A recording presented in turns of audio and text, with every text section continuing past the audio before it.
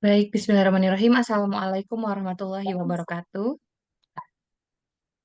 Assalamualaikum warahmatullahi wabarakatuh.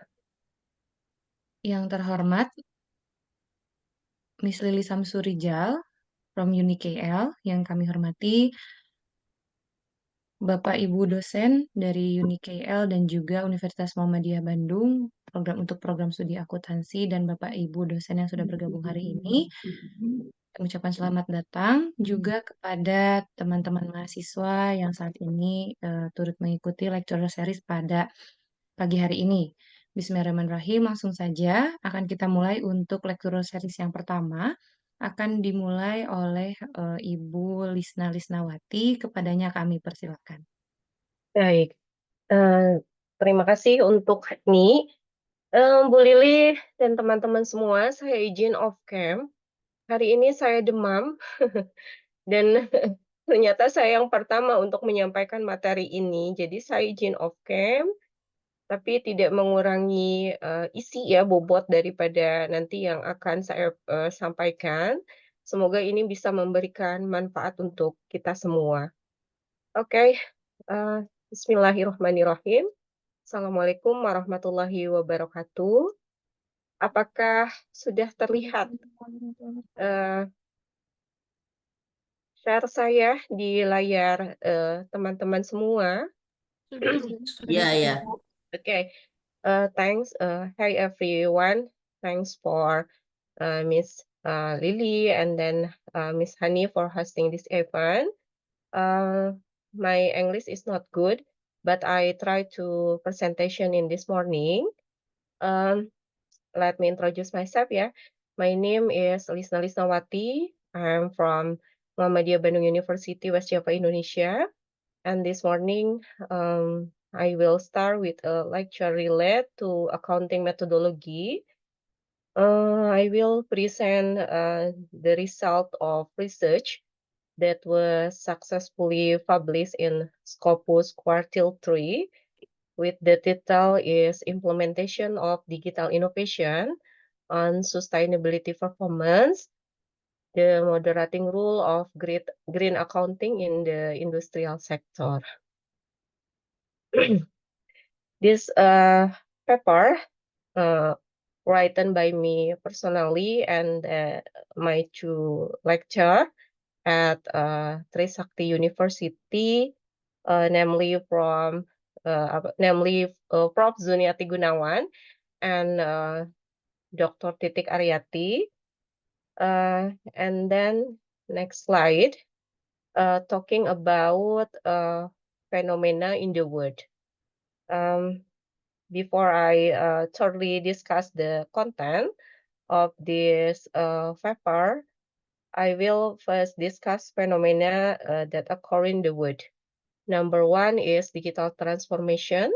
Number two is data security. Number three is artificial intelligence. And number four is sustainable development goals. Fenomena di dunia ini secara bersamaan hadir. Untuk SDG sendiri hadir ketika Perjanjian Paris sekitar tahun 2017. Bersamaan dengan itu, dari sisi teknologi dan juga digital juga mulai mengalami perkembangan. Sehingga hadirlah fenomena tersebut secara bersamaan di dunia yang tentu saja mengubah ya tata kelola daripada negara dalam hal ini berkaitan dengan bagaimana mulai peduli terhadap lingkungan, mulai peduli terhadap sosial. Kemudian dibarengi juga dengan adanya disrupsi teknologi serta digital yang tentu saja benar-benar mempengaruhi banyak sektor perusahaan. Ya tentunya the positive and negative impact-nya sangat terlihat nyata. Perusahaan dan negara tentunya harus mulai mempertimbangkan terkait dengan dampak negatif yang mungkin muncul dari fenomena yang terjadi pada saat ini. And then next slide, talking about digital transformation. Digital transformation is changing the order of financial and non-financial sector This condition is also a challenge for the accounting field. Rapid change, the unstoppable disruption have resulted in financial recording patterns using application and software. For example, software is Mayob, Accurate, Excel is used to record financial report, and then CAPIC is used to record financial report for small and medium enterprise. Ini kalau di Indonesia develop to Bank Sentral Indonesia, ini untuk mempermudah small medium enterprise melaporkan terkait laporan keuangannya, sehingga nanti inputnya berupa data-data keuangan, outputnya itu sudah berbentuk laporan keuangan yang sederhana. And then, for example, ERP. ERP is Enterprise Resource Planning, is used to record more complex financial report. Jadi ini digunakan oleh banyak sekali perusahaan yang menggunakan software ERP untuk memproses laporan keuangannya yang lebih kompleks. Karena ini menyangkut banyak hal, mulai dari pengadaan barang dan jasa sampai dengan barang tersebut sampai ke tangan konsumen. Supply chain dan lain sebagainya itu masuk atau menggunakan enterprise resource planning. Dan ini untuk beberapa perusahaan yang terdaftar di Bursa Efek Indonesia, memang persentasinya di atas 50% penggunaan ERP ini. Karena memang cukup membantu ya terkait dengan bagaimana pengelolaan keuangan dan mempermudah mereka untuk memperoleh report terkait kinerja keuangannya. And then the next slide, talking about data security. Data security is a top priority. If ignored, it will result in the loss of asset and resource owned. The intellectual capital owned by the company must be able to keep up with the rapid change related to data security. A digital culture that priority security need to be internalized and externalized with company culture. For example, number one is culture of using password that are not easy to guess. Jadi kalau untuk mengamankan terkait data, terkait email dan lain sebagainya, diperlukan password yang tentunya terdiri dari berbagai macam kombinasi, baik huruf, angka, tanda baca, penggunaan titik, penggunaan koma, dan lain sebagainya, agar tidak mudah untuk dibaca oleh pihak-pihak yang tidak punya pikiran dan keinginan jahat ya untuk menghack masuk ke item kita punya. Kemudian yang kedua, culture of changing password regularly. Jadi ini penggunaan password itu alangkah lebih baik digunakan atau diganti 3 bulan sekali mungkin, atau 1 bulan sekali, itu lebih baik. Kemudian yang ketiga adalah the culture does not easily click on unknown link. Nah ini yang banyak terjadi saat ini, di mana kita mendapatkan pesan ya melalui WA mungkin atau email, kemudian dari sumber-sumber yang tidak kita kenal, kita mencoba mengklik tautan-tautan atau link yang muncul. Nah, ini sebenarnya perlu dibudayakan untuk tidak mudah mengklik sesuatu yang berasal dari sumber yang tidak kita ketahui, yang tidak kita percayai. Nah, ini berkaitan dengan fenomena yang saat ini terjadi. And then, artificial intelligence atau AI ya. Artificial intelligence has become a real threat to the accounting field. Only clear regulation can stem AI. Several countries have implemented restriction on the use of AI in an effort to protect the dangers it will cause to human resources, including Australia, England, China, the European Union, France, Italia, and Japan. Kalau di Indonesia sendiri saat ini untuk regulasi berkaitan dengan AI memang belum ada ya teman-teman semua, karena mungkin saat ini AI-nya sendiri hanya sebagian orang saja yang sudah bisa mengoperasikannya. Nah, saya tidak tahu di Malaysia seperti apa, nanti boleh kita diskusikan bersama-sama berkaitan dengan pembatasan penggunaan artificial intelligence ini, ya teman-teman. Ini cukup menarik temanya. And then the next slide,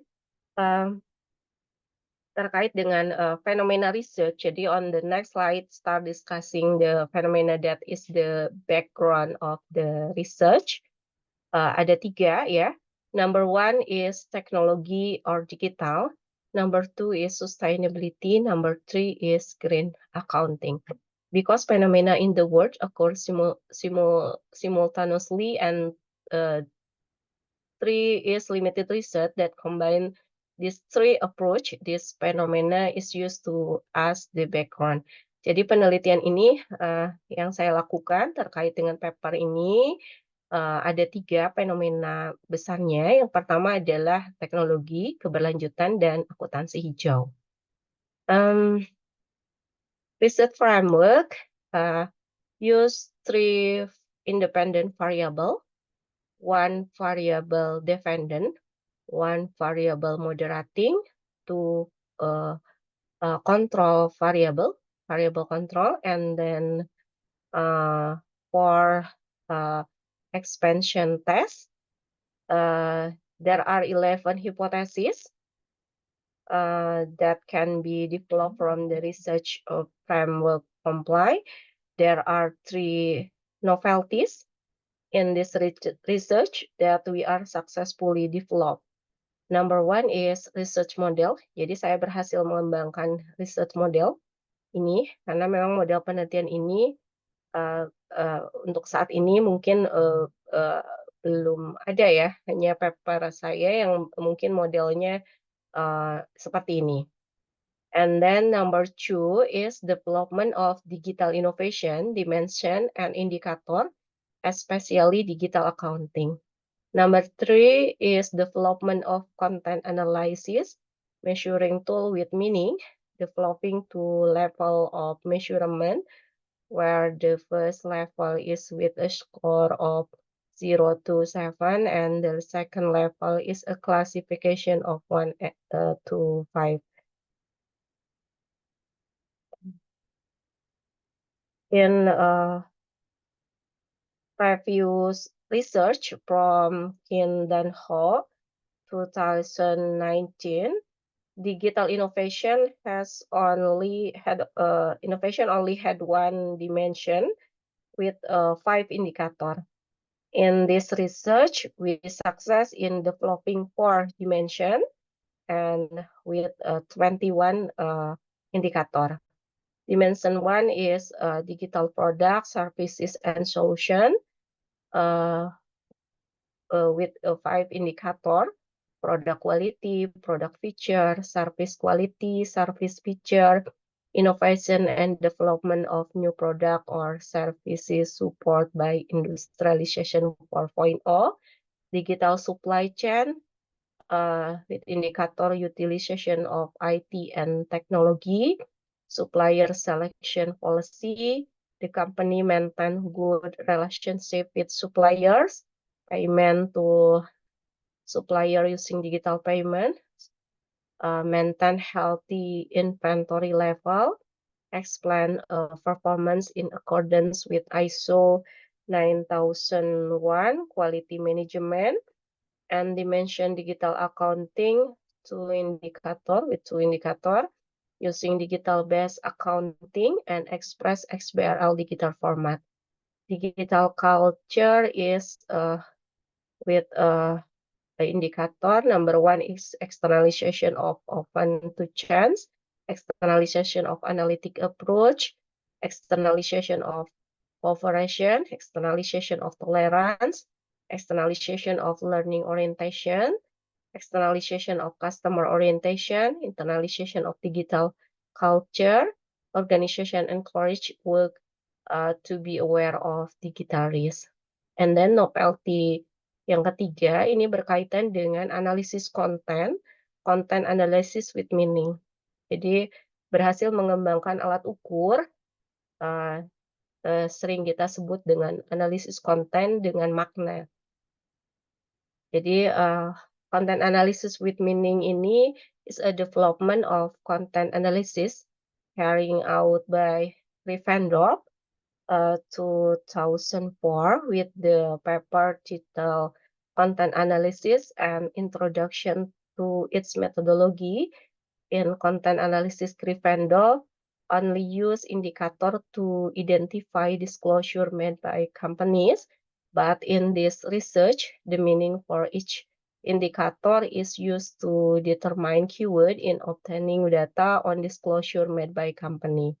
Jadi urutannya untuk bisa menyusun analisis konten berdasarkan makna, yang pertama adalah yang harus dilakukan adalah develop dulu dimensinya, ya. Dalam hal ini karena novelty-nya berada di digital innovation, maka digital innovation dimension dikembangkan terlebih dahulu, kemudian pengembangan digital innovation indikatornya. Jadi dari dimensi diturunkan ke indikator, dari indikator diturunkan ke maknanya, maknanya diambil dari tiap indikator, dari indikator diturunkan ke kata kuncinya yang nanti akan digunakan untuk melakukan pencarian ya, terkait data-data yang dibutuhkan dalam analisis konten tersebut. Kemudian nanti pengungkapannya seperti apa, karena ini merupakan hasil daripada pencarian yang nanti akan diketahui terkait dengan pengungkapannya berada pada skor berapa. And then content analysis with meaning, jadi berhasil mengembangkan dua tingkatan ya, dua layer pemberian skor terhadap analisis konten berdasarkan makna. Pada tingkatan yang pertama adalah menggunakan skor 0 sampai dengan 7. Kemudian pada layer kedua, sebagai bentuk daripada disclosure-nya, menggunakan pengungkapan dari 1 sampai dengan 5. Jadi skor 0 is given if the information in the report is not disclosed in accordance with the measurement of the meaning of the indicator. Score 1 is given if the disclosure content at least one word, and score 2 is given if the disclosure content at least two, 3 words, and score 3 is given if the disclosure contain one sentence, diagram, picture, table, or chart. Disclose one word which is considered a sentence. Score 4 is given if the disclosed content two sentence, which is considered one paragraph. And score 5 is given if the disclosure content 2 to 5 paragraphs. Score 6 is given if the disclosure contains 6 to 7 paragraphs. And score 7 is given if the disclosure contain more than 7 paragraph. Dan pada layer kedua diberikan kembali dari skor 1 sampai 0 sampai 6 tersebut, nanti kita berikan indeks, kita lakukan perhitungan indeks dari indeks tersebut, kemudian masuk kepada layer yang kedua untuk dilakukan pengukurannya menggunakan scoring 1 sampai dengan 5. Score 1 is information disclosed is less than percent, very little disclosure, too little disclosure, 3 moderate disclosure, kemudian fair disclosure, and number 5, score 5 is full disclosure. Untuk hasil daripada penelitian ini mengembangkan 11 hipotesis, yang mana dari 11 itu ada sekitar 1, 2, 3, 4, 5, 6, 7. Ada 7 yang berpengaruh positif, dan sisanya untuk moderasi green accounting, hanya 1 yang mampu memoderasi, 1 tidak memoderasi, dan sisanya memoderasi tetapi dengan arah yang negatif. Jadi kebalikannya, bukan arah positif. Jadi hampir keseluruhan hipotesis yang disampaikan dalam penelitian ini berhasil terdukung ya. Hanya beberapa saja yang tidak berhasil terdukung. Adapun untuk uji ekspansi yang tadi untuk dimensi digital inovasinya terdiri dari 4 uji, yang merupakan dimensi baru yang saya ajukan dan itu diuji kembali menggunakan, mmm, uji ekspansi, 1, 2 yang 1 ya ada 2 yang berpengaruh, eee, positif dan sisanya memang tidak, berpengaruh. Yes, the next slide, talking about suggestion for future research. Number one is addition of the control variable company X to reduce outlier. Jadi dari 2 variabel kontrol yang saya sajikan tadi di research framework, ternyata itu belum bisa mengkontrol ya kondisi daripada model penelitian, sehingga dibutuhkan variabel kontrol lain yang bisa mengurangi keberadaan daripada outlier. Number two, along with the implementation of the IFRS S1 Sustainability Disclosure Standard, it can be used as a reference in measuring green accounting. Demikian yang bisa saya presentasikan. So I hope my explanation is useful and thank you. Terima kasih banyak. Saya kembalikan kembali kepada MC ya. Silakan Hani untuk melanjutkan terkait dengan perkuliahan di pagi ini. Terima kasih. Assalamualaikum warahmatullahi wabarakatuh. Waalaikumsalam warahmatullahi wabarakatuh. Thank you. I would like to say thank you to Dr. Lisna Lisnawati for presenting her presentation. And next, we would like to move to the next session, and it's from Dr. Sugiyarti Ningsih. Please welcome.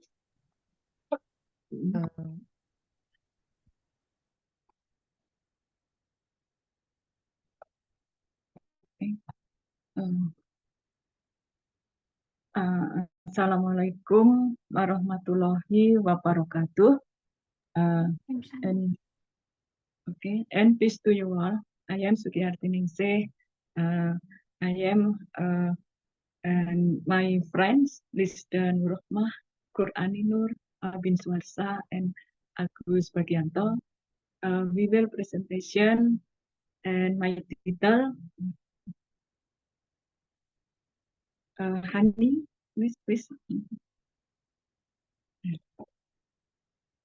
Okay, and my title, concept of determining price for organic vegetable and improving farmers' welfare. Okay, and introduction. One of the keys to success of Indonesian economy is increasing the productivity of the agriculture sector, and the role of the agricultural sector, especially in the vegetable sector, has an important meaning in improving health, namely being able to form quality human resource by providing by providing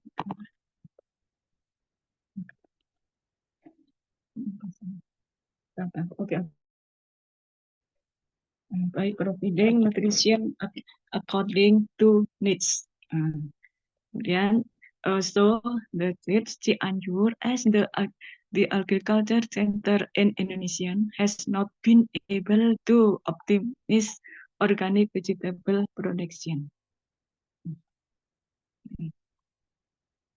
Next, therefore, in fact, the government has made effort to continue to increase the productivity of organic vegetable by issuing the Sustainable Food Protection Law. This is marked by the implementation of organic vegetable horticulture plants in Cianjur Regency. Of course, farmers must be willing to accept the consequence of complying with the rule for planting organic vegetable, starting from the use of environmentally friendly water and pesticides. Next. These serious challenges are experienced by farmers at CV Karunia Abadi Farm, who produce two types of vegetable, namely conventional and organic. Organic vegetable are supplied to PT Bionic Farm under the PT Bionic Farm selling brand drops cooperation using a contract system. The main condition in the contract are price and quality. Next. The decision on the price of organic vegetable as determined at the beginning of the agreement in 1 year contracts. Determining of price of organic vegetable by distributor PT Bionic Farm is predicted to provide a high profit margin for farmers or distribution. This dilemma prompted the author to reset the concept of determining the cost of selling organic vegetable for farmers so that it can improve the welfare of farmers in Indonesia. Next.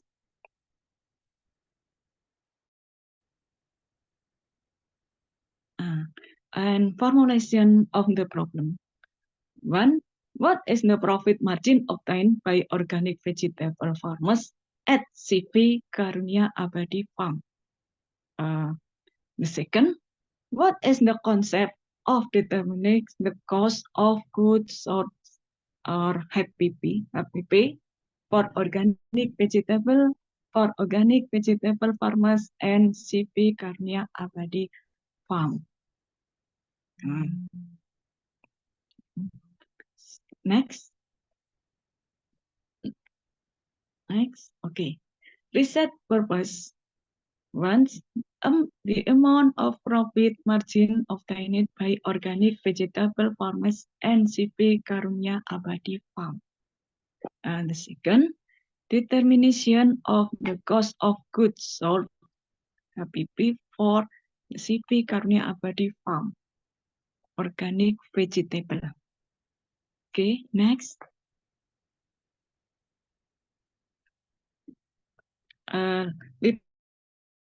Literature review. The paper has published in Muhammadiyah Sidoarjo University. Okay, literature review. We use teori produksi. Teori of production. Mungkin kalau di Indonesia kan gitu ya, teori produksi itu mengajarkan kita bahwa fungsi dari input, gitu ya. Nah, output itu dipengaruhi oleh labor dan kapital. Berangkat dari sinilah, maka teori itu dibangun yang digunakan untuk bisa membahas nanti bagian dari paper ini. Jadi, paper ini bisa menggunakan memproduksi sayur itu, intinya menggunakan berbagai faktor produksi.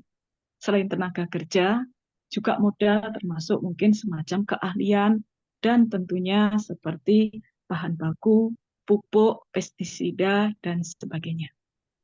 Kemudian teori berikut di situ adalah demand and supply.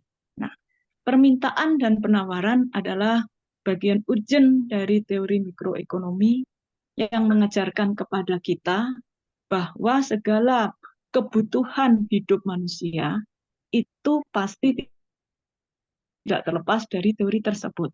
Bahkan kita di dalam permintaan mengenal dua jenis, ada permintaan efektif dan ada permintaan potensial. Permintaan efektif itu adalah permintaan yang didukung oleh daya beli. Nah, sedangkan permintaan potensial tidak didukung daya beli.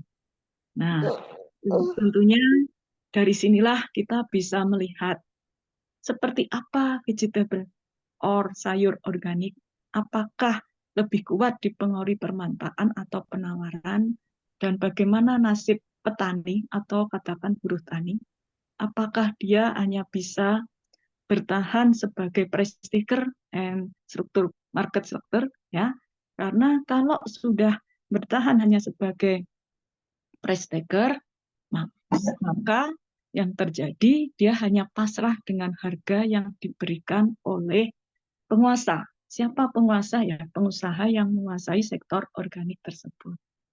Nah, kemudian yang kedua, cost of production and cost of goods.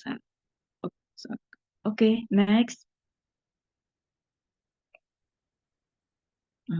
Research methods. The method used in this research is combination of qualitative and quantitative. Why? Because in accounting, accounting selalu berhubungan dengan angka, and qualitative for analysis.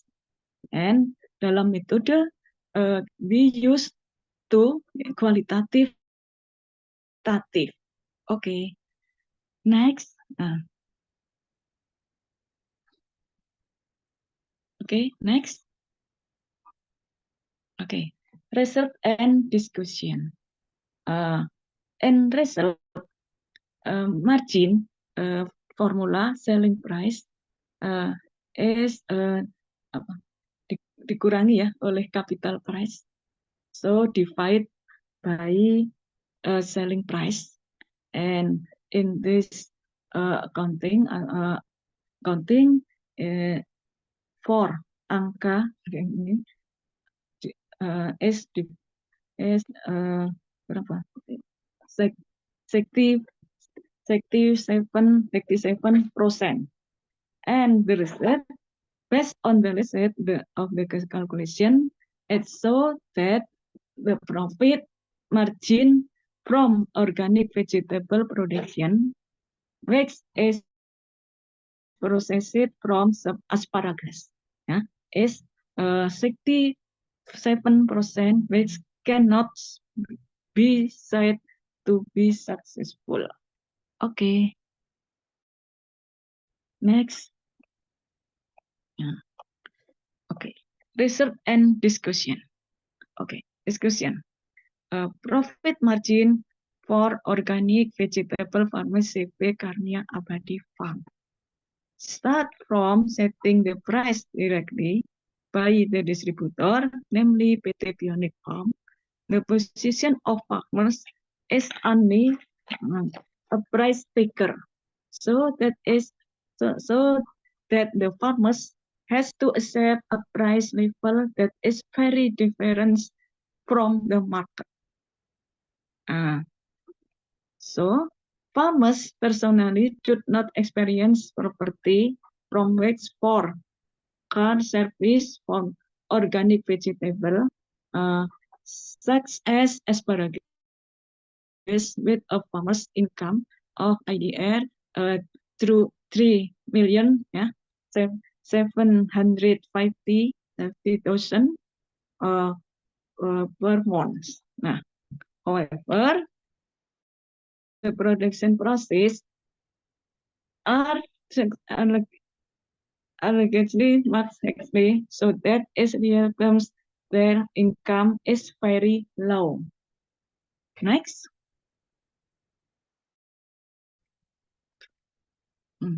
Okay. The responsibility of farmers is quite heavy of production organic vegetable. They must pay attention to 4 factors: commodity, variety, and technology. Organic vegetable, which really needs by the population, must be environmentally friendly in accordance with organic principle as expressed by IFOAM, International Federation of Organic Agriculture Movement, namely the principle of health, ecology, justice, and production. Considering that organic vegetable products are classified as environmental friendly products, farmers' hardness in production must be upset. This statement is in accordance with the words of Prophet Sallallahu Alaihi Wasallam, ya. Mungkin kalau di bahasa Indonesia kan gitu ya, bahwa pedagang yang jujur itu mendapat kehormatan, yaitu apa? Dia bisa bersama Nabi nanti di sana di surga bersama para sidikin dan orang-orang yang mati syahid. Jadi di sini intinya mengingatkan memang berat yang namanya sayuran organik itu, petani dituntut untuk memiliki tanggung jawab yang berat karena dia harus bisa memenuhi 4 faktor. Apakah itu kualitas, komoditas, ya, varietas, dan teknologi. Nah, dan ini sudah dibuat menjadi ketentuan internasional, IFOM tadi. So, and dalam perspektif agama pun Rasulullah sudah memberikan suatu sabdanya bahwa pedagang harus jujur dan dia akan mendapatkan derajat yang tertinggi nanti di jalan Allah. Okay. Next.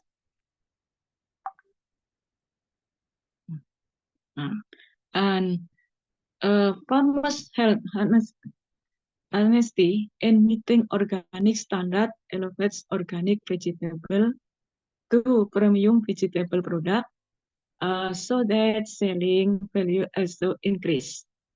And the facts is that consumer purchasing power for organic vegetable product is determined by price and quality. And research in various cities, North Jakarta, South Jakarta, Palu, Denpasar, and Bandung, concludes that buyer decision regarding vegetable product are influenced by price and quality. So, two, price and quality. Okay. Next.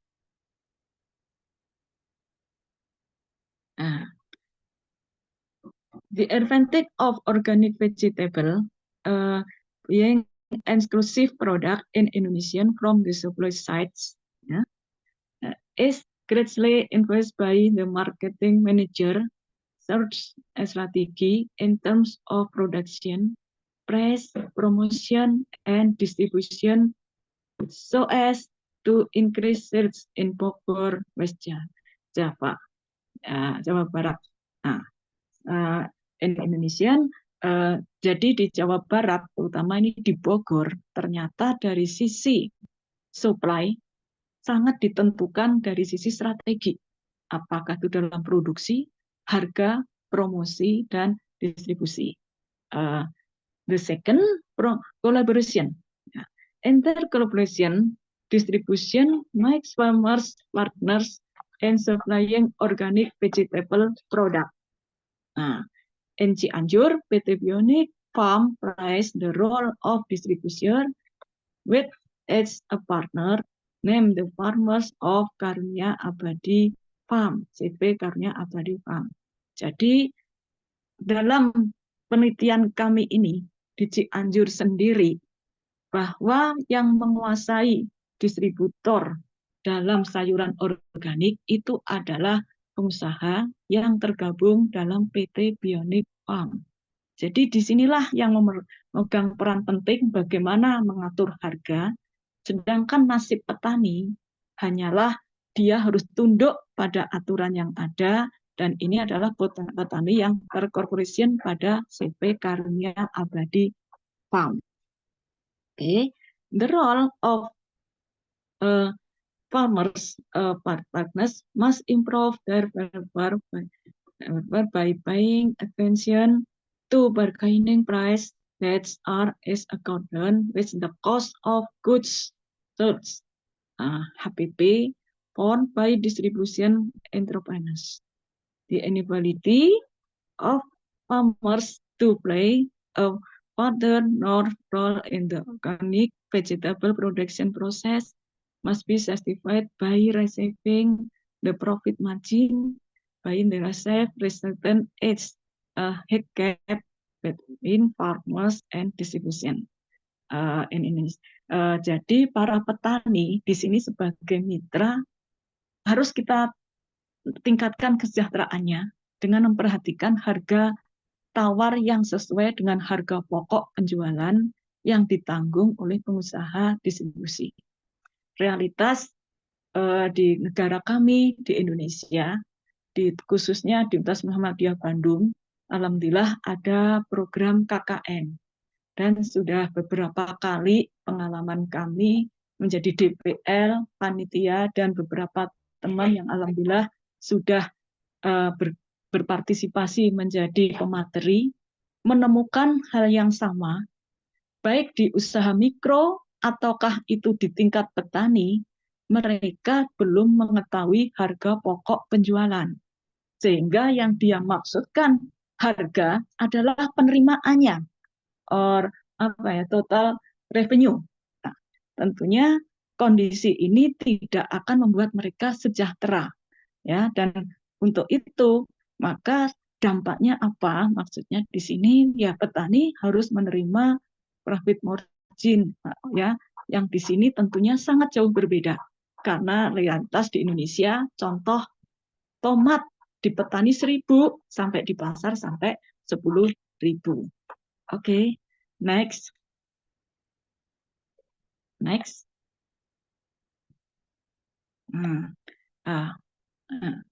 The second concept of determining cost of goods sold, harga pokok penjualan, ya, for organic vegetable.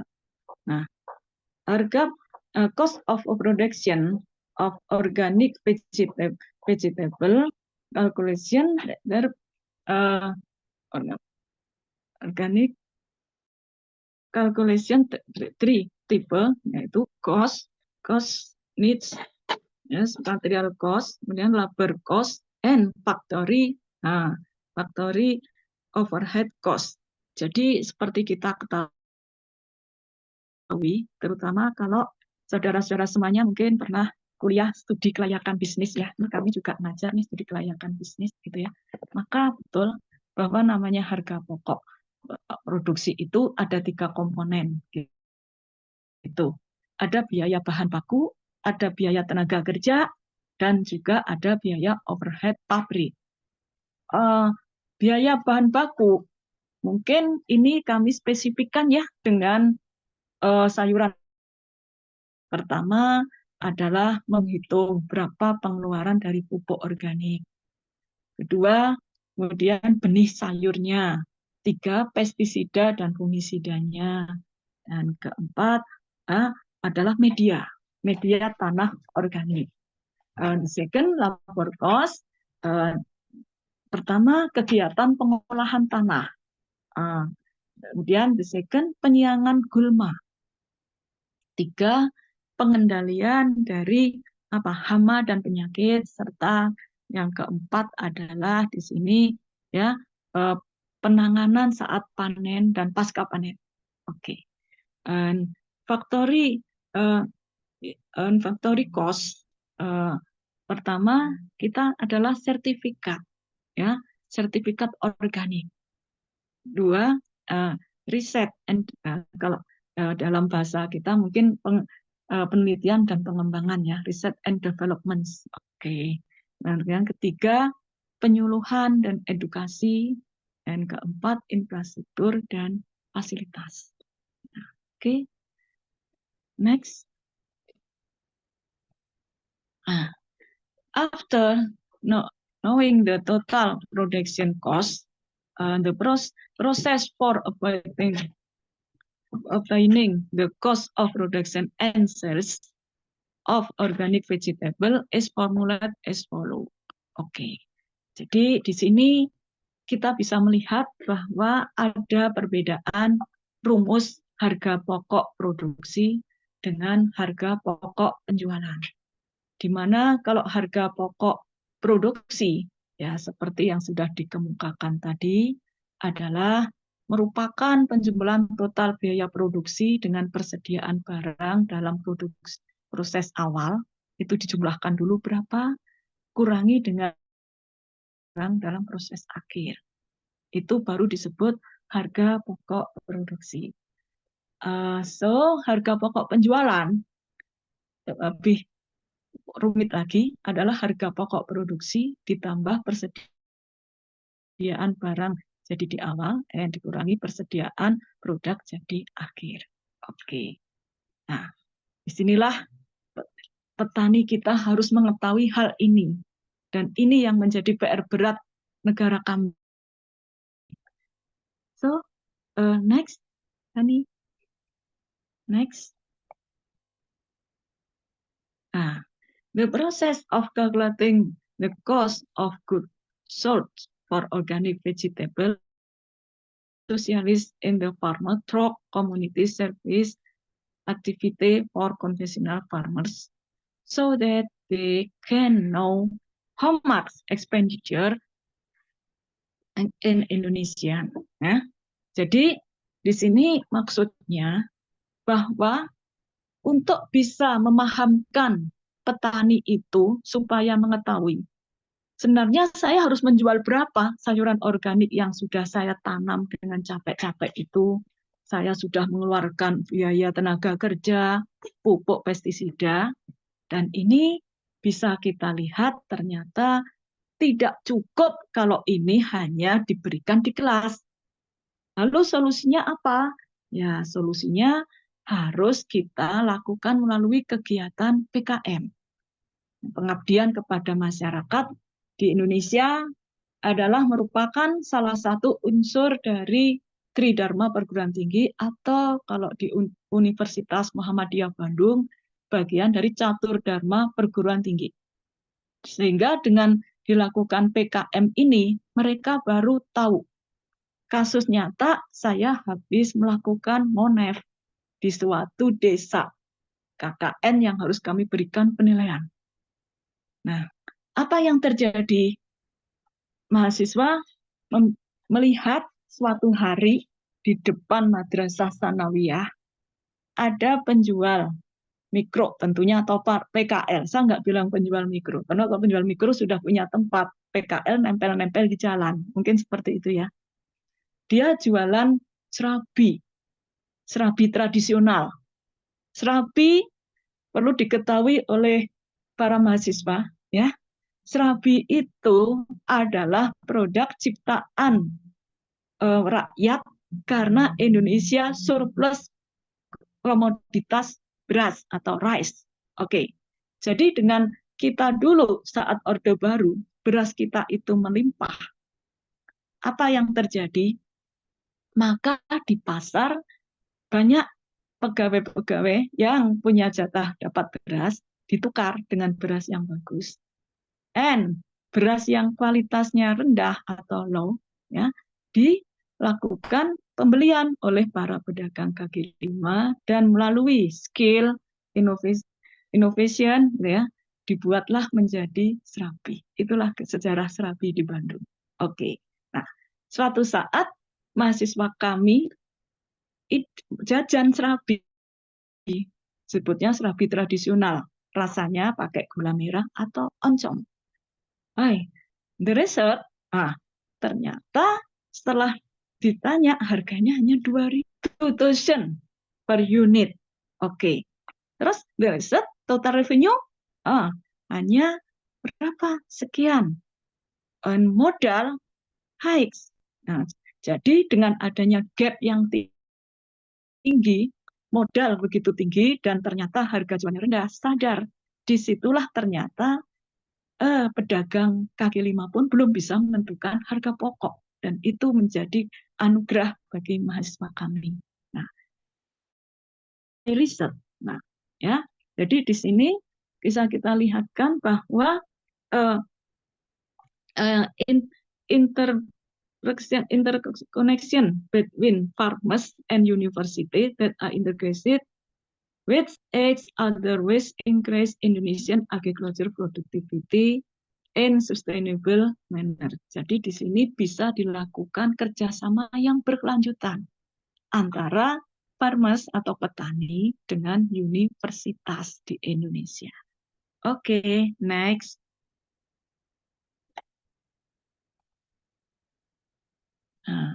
The conclusion, number one, the profit margin atau margin keuntungan yang diterima petani ya dengan asumsi harga yang ditetapkan oleh distributor cukup besar, tapi belum memberikan kesejahteraan yang tinggi secara pribadi kepada petani. Why? Because cost for the vegetable production process, starting from line, seed, fertilizer, pesticide, and labor service hikes. And the second, determining the cost of goods sold for farmers is important, to increase farmer knowledge and motivate increased productivity of organic vegetable through implementation community service or PKM for the conventional farmers. Okay, next. Okay, that's all. Thank you. Wassalamualaikum warahmatullahi wabarakatuh.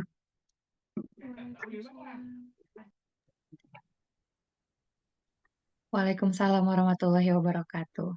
We would like to say thank you to Dr. Sugiyarti Ningsih for presenting her presentation. Thank you very much. And maybe that's all from lecture session from University Muhammadiyah Bandung.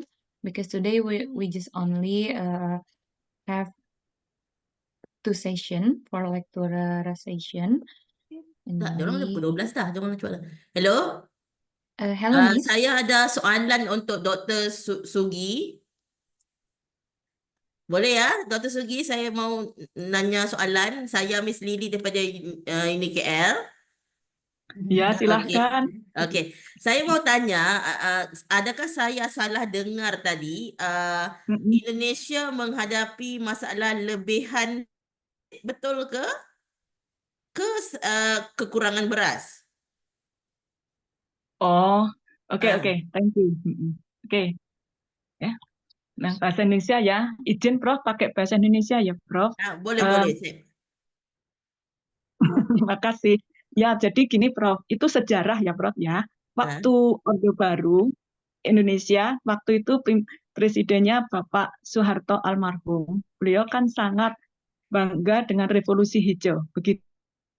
Hingga dengan pemimpinan beliau itu, maka sektor pertanian dirubah dari panen 2 kali setahun menjadi 4 kali dalam setahun. Nah, dengan adanya program revolusi hijau itu, produktivitas beras di negara kami itu melimpah dan itu menjadi kebanggaan, bahkan menjadi negara swasembada beras waktu itu Prof. Ya. Sehingga dengan swasembada beras itu bisa memberikan bantuan ya ke negara lain, kalau nggak salah seperti itu yang saya ajarkan dalam Perekonomian Indonesia. Kebetulan saya mengampu mata kuliah itu. Nah, kemudian ini Prof, di Indonesia sendiri dengan beras melimpah itu, jadi bisa dikatakan waktu Orde Baru itu boleh dibilang prinsip presiden kita itu sandang pangan murah. Ya, beras itu murah, memang murah. Nah, kemudian ada sejarah ini kami dapat dari teman kami dari luar negeri, Prof. Jadi saya bisa percaya ya. Jadi teman-teman kami di luar negeri itu bercerita gitu ke kami waktu itu PNS. Nah, itu kalau bahasa kami pegawai negeri sipil ya, Prof ya. Itu kan tiap bulan, baik itu untuk dirinya, istri sampai ke anak-anaknya itu dapat beras. Tapi ya itulah, terkenal lah kalau beras dalam hal gitu yang dibagikan tuh mutunya memang kurang bagus. Lalu apa yang terjadi? Itu tadi yang saya ceritakan, beras itu dijual di pasar. Melimpahlah di pasar beras-beras dengan harga yang seperti itu, dan rakyat kecil bisa membeli dengan murah. Dengan membeli beras dengan harga yang murah tadi, timbul ide punya nilai tambah ekonomi. Nah, itu Prof sejarah kenapa ada Serabi di Bandung. Nanti kalau Prof datang ke Untas kami, beli Serabi ya Prof ya, nanti itu Serabi, disitulah Prof, Serabi itu turun-temurun, bahkan waktu saya pertama kali pagi hari gitu, suka gitu sambil ya habis subuh gitu ya, itu atau bahkan belum subuh tuh suka keluar, tahu-tahu loh kok ada api unggun kalau kami nyebutnya. Ternyata di situ ada kayu-kayu bekas dari industri itu dibakar dijadikan untuk membuat Serabi. Disitulah saya banyak tanya-tanya ke nenek-nenek. Jadi saya paling suka bergaul dengan nenek-nenek di sini yang jualan Serabi. Nah itulah Prof. Aslinya Serabi di Bandung itu waktu itu memang saya akui Orde Baru negara kami produktif berasnya tinggi. Gitu Prof kurang lebih. Terima kasih. Oke, so saya Ya, fahamlah itu sejarahnya ya. lah sebab saya baru baca berita yang Indonesia kekurangan beras tahun ini, maka saya agak confused. Iya betul. Ya Prof, saya percaya pokoknya Indonesia dalam sejarah ekonomi yang kami pasca reformasi itu memang perberasan di Indonesia ini pernah saya tulis Prof dalam suatu artikel waktu itu ada seminar internasional tentang kebijakan perberasan di Indonesia itu memang di tempat kami ya ini Prof antara berbagai departemen itu boleh dibilang tidak bersatu kalau bahasa Jawa nggak akur gitu ya Prof ya. Jadi yang produksi suruh produksi terus, yang dagang memperdagangkan sehingga kadang-kadang nggak matching berapa produksi, berapa yang harus diekspor. Bahkan maka justru anehnya saya pernah Prof penelitian itu produksi beras tinggi, konsumsi di bawah tapi impor. Nah itu Prof keunikan negara kami. Itu Prof kurang lebih. Enggak Prof, mungkin ada yang ditanyakan lagi, silahkan. Oke, ya itu. Lain-lain ada soalan ke? UniKL Business School, lecturer ada persoalan ke?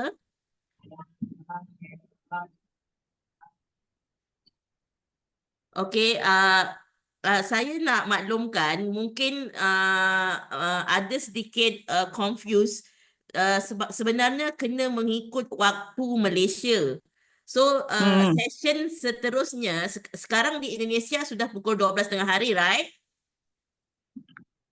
Betul ya? Di Indonesia sekarang sudah jam 12 tengah hari, right? In Indonesia, 10, it's still jam 10. Okey, jam 10 pagi. Okey, saya ingat ke depan, okey 10 pagi. Makanya kita akan mula kembali pada pukul 2 petang di Kuala Lumpur. Maka di Indonesia pukul 1 tengah hari lah ya. Ya. Okey, kami Oke. memerlukan Indonesia untuk buka line Zoom pada pukul 1 tengah hari lah. Ya, sekarang kita Oke. semua boleh exit. Ya, kita Ya. semua boleh exit dan kita akan kembali pada pukul 1 tengah hari di mana kami tidak mempunyai Zoom, maka kami memohon bantuan UMB untuk membuka Zoom pada pukul 1 tengah hari lah. Ya, kalau boleh sorry, pukul 2 di Kuala Lumpur, maka di Indonesia pukul 1 ya. Right. That's right, Miss. Okey, so saya ingin cerita sedikit sebelum kita akhiri. Petang ini ya, kami di Universiti Kuala Lumpur, lecturer di Accounting Department dan juga lecturer FIB beserta sejumlah student daripada Accounting Program yang mendengar kuliah inilah ya, yang saya lihat ada jumlah 92 orang termasuk daripada UMB. Okey, so saya harap bantuan daripada UMB untuk membuka line Zoom ni pada pukul 1 tengah hari. Selewat-lewatnya pukul 1 tengah hari supaya kita boleh habis selesai pada waktu yang dijangkakan. Dan pada pukul 1 tengah hari Indonesia dan 2 petang di Kuala Lumpur akan dimulai oleh Mr. Azam Yaakob ya. So pada pukul 2, Azam ada ke Azam dalam line?